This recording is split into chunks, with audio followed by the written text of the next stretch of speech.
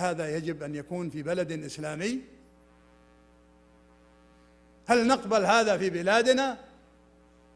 هل نرضخ لهذه التهديدات والترغيبات؟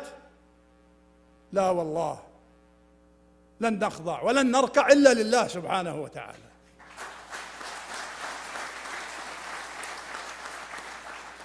الآن نعود إلى موضوعنا: كيف نكون قدوة؟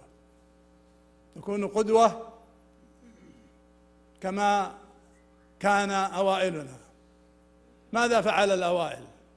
لقد ذهب تجار من هذه الجزيرة إلى شرق آسيا، تجار ليس فيهم علماء وليس فيهم عسكر وليس لديهم جيش، قوتهم كانت الأخلاق والقيم والأمانة والصدق مع الناس، فسألوا عن دينهم ودرسوا دينهم ودخلوا في دينهم الإسلام.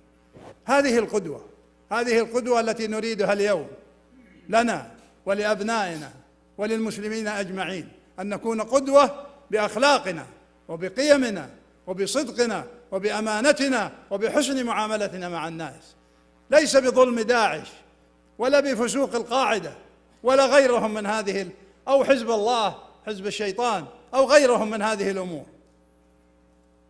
نحن أحق بالقدوة من غيرنا، وقد كرمنا الله سبحانه وتعالى بجوار بيته العظيم، وشرفنا بأن نكون من يستقبل ضيوفه، ضيوف الرحمن في الحج والعمرة. فأصبحت لدينا رسالة وعلى عاتقنا أمانة يجب أن نؤديها. ولقد تنحنح مدير الجلسة، وقبل أن أنهي أقول في كلمتي أن الله سبحانه وتعالى وفقنا ووفقكم للإسلام، فلنتمسك به.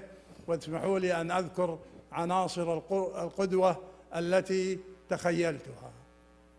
وعناصر القدوة في المجتمع هم 4: الأب في منزله، والأستاذ في مدرسته، والخطيب في مسجده، والمسؤول في إدارته. هؤلاء هم العناصر.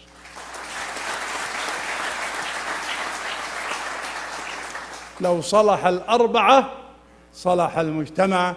والسلام عليكم ورحمة الله وبركاته.